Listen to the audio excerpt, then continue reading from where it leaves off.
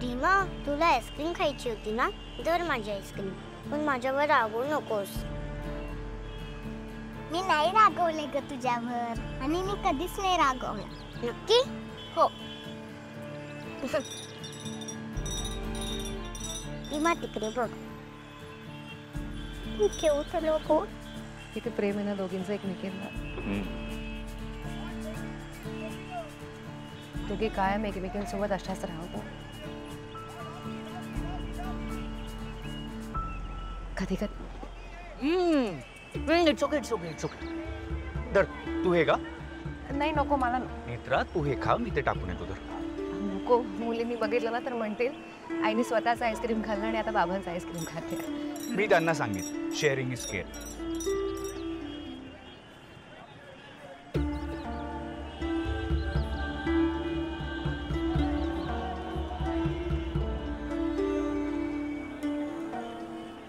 बाबा, तुझी आईस्क्रीम कुठे? इतक्या लवकर संपली? माझं आईस्क्रीम आई खातीये. बघ ना, स्वतःचं आईस्क्रीम संपवलं पटकन आणि नंतर आता माझं पण हिसकून घेतलं. आता तू का काय करताय?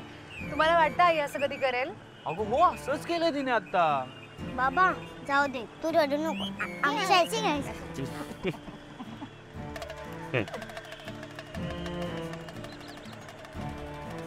थँक्यू.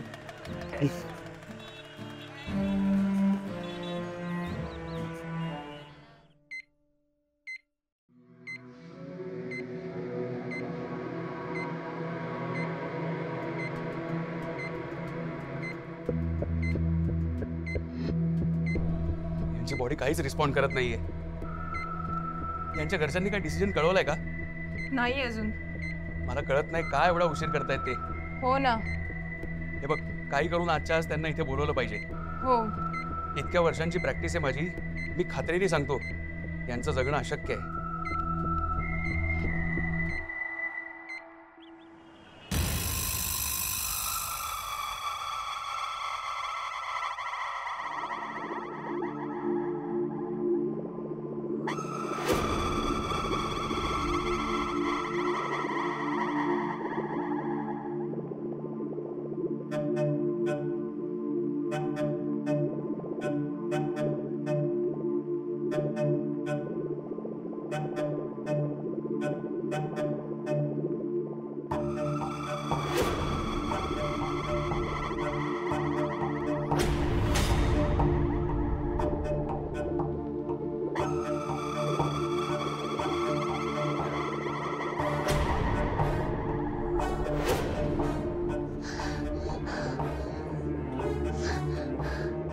ईशा, काय होतंय? ईशा, ईशा, आई, बाबा.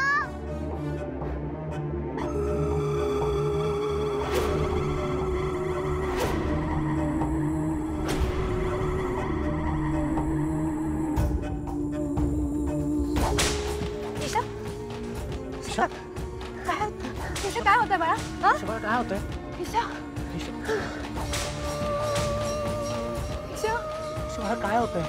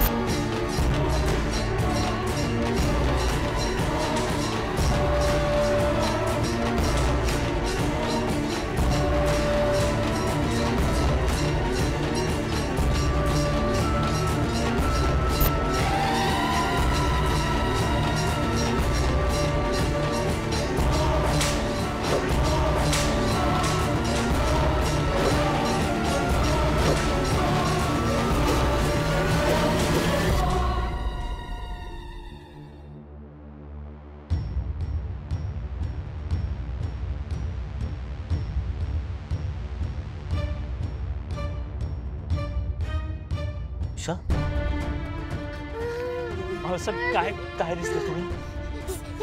एक आजी होती, तिच्या तोंडावर मासे आलेलं. तिच्या डॉक्टर काकाने काढलं आणि पकडे गेले.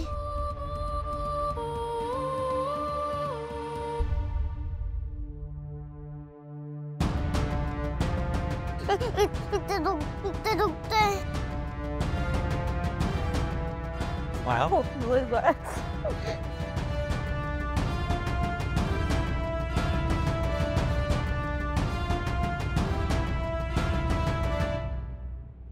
इंद्राणी आत्या.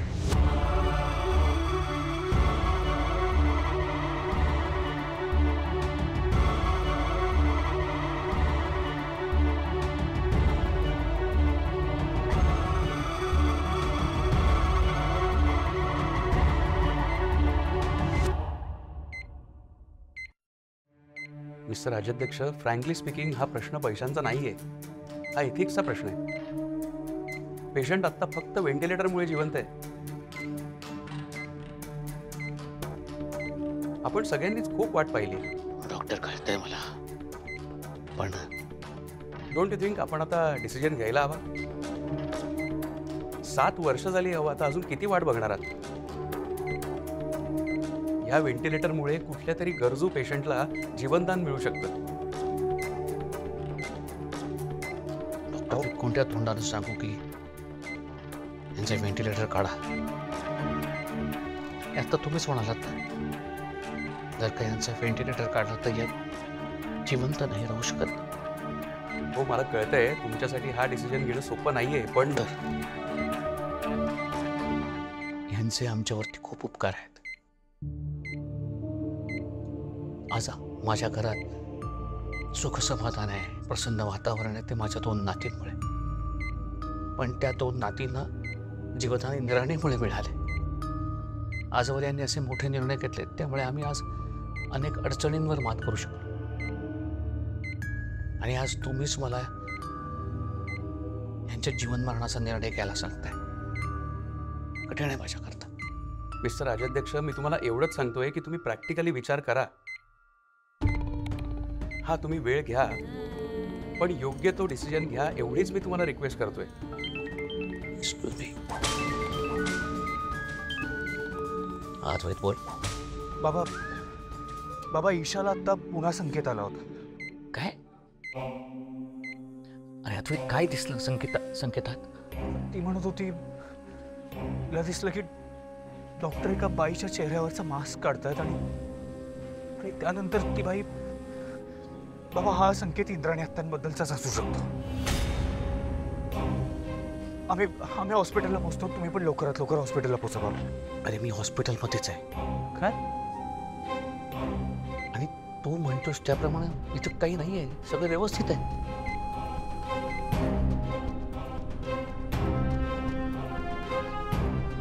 अरे मी इंद्राणी समोरच आहे. तुम्ही काम करा, तुम्ही घरी पोहोचा, आपण घरी आल्यावरती बोलू. ठीक आहे. मिस्टर राजाध्यक्ष, काय झालं? Is everything okay? हां, ओके.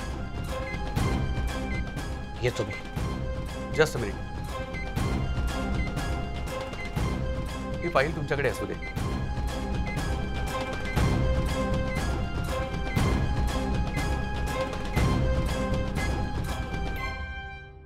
काय झालं? इतर बाबा हॉस्पिटललाच आहेत. ते म्हणाले इंद्राणी ते एकदम ओके आहेत.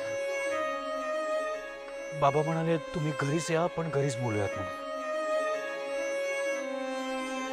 आई, काही झालं इंद्रायणी आजीला? काय नाही झालं बाळाजीला. मला त्यांना भेटायचं, आम्ही एकदा तरी पण नाही भेटलो त्यांना ना. हो, आम्ही कधीच नाही बघितलं त्यांना. मला एकदा तरी बघायचं आहे. हो बाळा, आपण लवकर जाऊया त्यांना भेटायला. हो.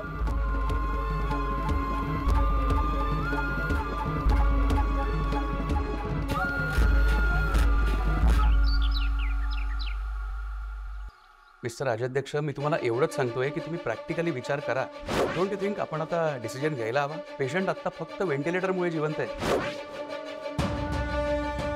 एक आजी होती, तुझ्या तोंडावर मास्क लावलेला, ते डॉक्टर काकाने काढला आणि ते पकडून गेले.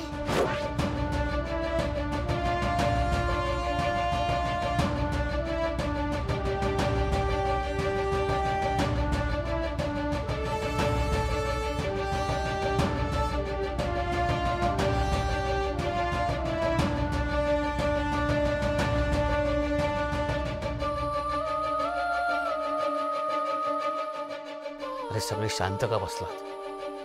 कोणीतरी काहीतरी बोला, आपल्याला निर्णय घ्यावा लागेल. मित्र अद्वैत, मान्य आहे हा निर्णय कठीण आहे, पण तुम्ही काय विचार केलाय? यात विचार काय करायचा बाबा? जे गेली 7 वर्ष आपण केलं नाही ते आताही करायचं नाही. तुम्ही कळवा ना डॉक्टरांना की आपली परवानगी नाहीये, व्हेंटिलेटर नाही काढायचं आहे. इंद्राणीच्या अशा जिवंत असण्याला काही अर्थ आहे का? जोपर्यंत व्हेंटिलेटर चालू आहे तोपर्यंत ते जिवंत आहेत. पण जिवंत आहेत ना बाबा, तीच खूप महत्वाची गोष्ट आहे. आणि त्या लढतायत. जर त्या लढतायत तर मग आपण त्यांचं आयुष्य संपवणारे कोण आहोत? तसं नाहीये नेत्रा. ऐका, आता चर्चा नको, निर्णय घेण्याची वेळ आहे प्लीज. तेजस, पण मला मुळात हे कळत नाहीये, बाबा हा प्रश्न घेऊन घरी आलेच का? त्यांनी तिकडच्या तिकडेच डॉक्टरांना सांगायला हवं होतं ना. अद्वैत, हा निर्णय मी एकटा कसा घेणार होतो? हा निर्णय सगळ्यांनी मिळून घ्यायचा आहे. पण तू मला सांग, अजून किती दिवस थांबायचे आपण? पण इतकं सोपं आहे का हे सगळं? आपल्या माणसाने श्वास घ्यायचा की नाही असं आपण असं कसं ठरवायचं? असं कसं ठरवायचं व्हेंटिलेटर काढायचं की नाही? नेत्रा, मला त्रास होत नसेल का ग? जरी इंद्राणी माझी सावत्र बहीण असली तरी त्यांच्याबद्दल मला आपुलकी वाटते, तुला माहिती आहे. पण 7 वर्ष झाली नेत्रा, त्यांना होणारा हा त्रास आपण नाही बघू शकत, नाही सहन करू शकत. आणि जरा विचार करा ना, त्यांना किती त्रास होत असेल. मला असं वाटलं की हे सगळं थांबावं, त्यांना का म्हणून शिक्षा भोगायला लावायची? बाबा, म्हणून काय मारून टाकायचं त्यांना, खून करायचं त्यांचा?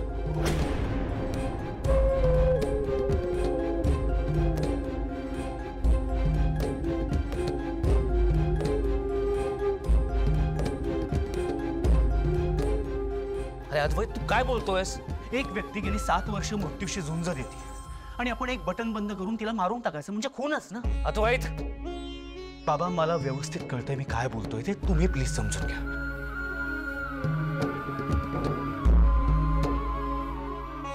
हो बाबा, ती देवी आईची मुलगी आहे. त्यांचं काय होणार हे फक्त देवी आईच ठरवेल. आणि इथून पुढे हा विषय घरात नको. का का विषय का नको? म्हणजे आमच्या मताला या घरात काही किंमत नाहीये का? महत्व नाहीच आहे का? आधी सगळ्यांच्या मताला किंमत दे.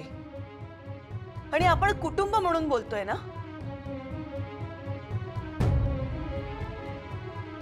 तुम्हा दोघांना कळत कसं नाहीये? इंद्राणीनं आयुष्यभरात त्रास भोगलाय, सहन केलाय, असूनही भोगते तो त्रास. त्यांची या त्रासातून मुक्तता करायला नको का? बरोबर आहे भाऊजी तुमचं. इंद्राणी ताईंना निदान सुखाने श्वास तरी सोडू दे. मला पण पटतंय. आपण व्हेंटिलेटर काढायला हवं. हे बघा, मला माहिती आहे आपल्या सगळ्यांचाच इंद्राणी आत्यावर जीव आहे आणि म्हणूनच सांगतोय आपण त्यांची या त्रासातून सुटका करूया ना. त्यांना प्रेमाचा निरोप देऊया. आणि आपण एवढे चमत्कार पाहिलेत. समजा असं झालं की आपण व्हेंटिलेटर काढला आणि काहीतरी पॉझिटिव्ह घडलं तर, इंद्राणी आत्या बऱ्या झाल्या तर, हा विचार का नाही करत आहोत आपण? तेजस, तुलाही माहितीये हे शक्य नाहीये. अद्वैत बाईजी, नेत्रा, 7 वर्ष झाली आपण इकडे मस्त लाईफ जगतोय आणि तिकडे आत्या सासूमा आजारी पडून आहोत. आपण त्यांची सुटका करूया ना. आपण का शिक्षा देतोय त्यांना?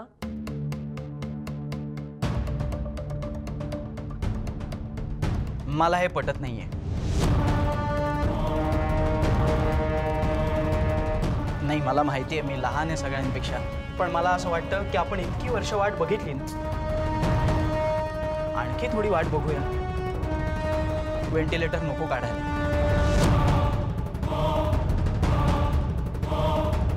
आणि आजवर या घराने इतके चमत्कार बघितले. इंद्राणी आत्यांच्या बाबतीत सुद्धा एखादा चमत्कार घडू शकतो ना.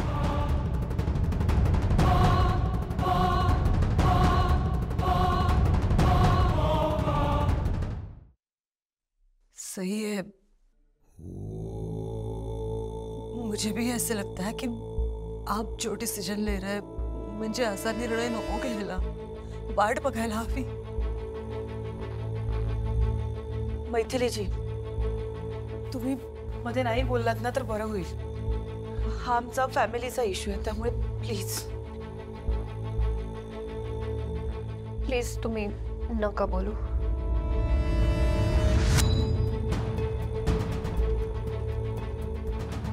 मी फक्त एवढंच मैथिलीजी प्लीज प्लीज. आणि नेत्र, तू प्लीज एकदा नीट विचार कर आम्ही काय बोलतोय ते. काकू, इंद्राणी आत्यांचे उपकार आहेत आपल्यावर. तुम्ही सगळे विसरताय का? नाही नेत्रा, इंद्राणी ताईंचे उपकार आम्ही नाही विसरले आणि कधी विसरणारही नाही. पण काय ना, तू यांना घरात घेऊन इंद्राणी ताईंचे उपकार विसरलीस.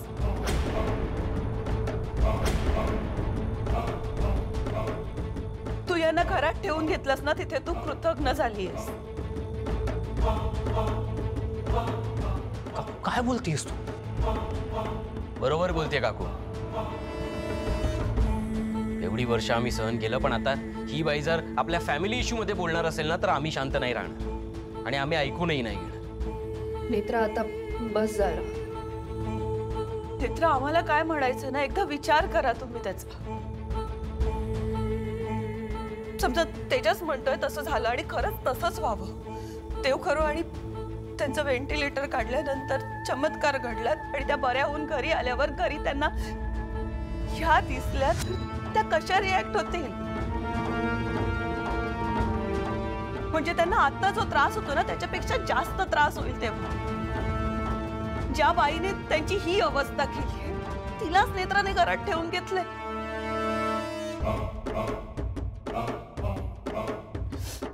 नाही भाऊजी, काहीही झालं ना तरी आम्ही सगळे तुमच्या बरोबर आहोत. आणि तुम्ही जो काही निर्णय घ्याल ना तो बरोबरच असणार आहे.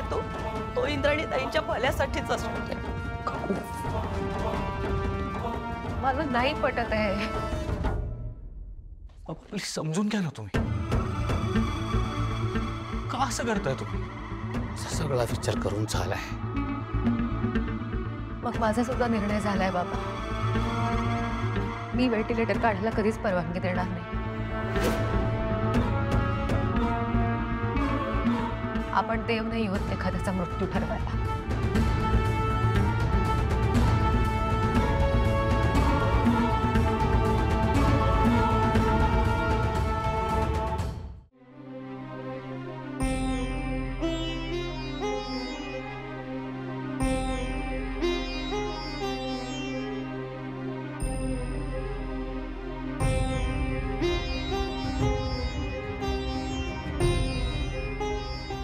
कसं बोलताय सगळे? असा कसा निर्णय घेऊ शकतात ते? व्हेंटिलेटर काढायचं बोलूच कसे शकतात सगळे? मला कळत नाहीये. तर ऐक शांत हो, आता लगेच कोणी काही करणार नाहीये. शांत हो प्लीज. मला एक गोष्ट कळत नाही, हा विचारच कसा येतो त्यांच्या मनात? हे सगळं संकेताप्रमाणे होतंय. ईशाला संकेत आला होता ब्रिज पडणार, ब्रिज पडला. तिला आज सकाळी संकेत आला होता की कोणाच्या तरी चेहऱ्यावरचा मास्क काढला जातोय. तुम्हाला कळतंय ना, हा संकेत इंद्राणी आत्यांबाबतचाच होता. आपण काही करून हे थांबायचंय. काही करून आपण थांबायचंय. मित्रा, मला कळतंय सगळं. आपण हे सगळं थांबवायला हवं. पण आता घरात कोणीच काही ऐकण्याच्या मनस्थितीत नाहीये. मुळात मला हे कळत नाहीये, बाबा हा प्रश्न घेऊन घरी आलेच का? त्यांनी डॉक्टरांना तिकडच्या तिकडे सगळं सांगायला हवं होतं. आता बघितलं ना मैथिली मावशींची कसं वागले.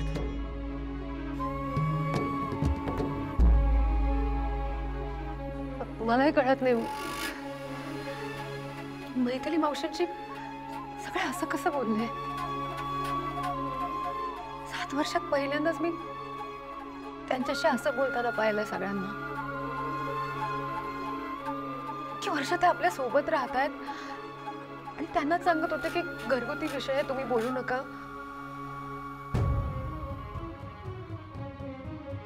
असं तर नाहीये ना की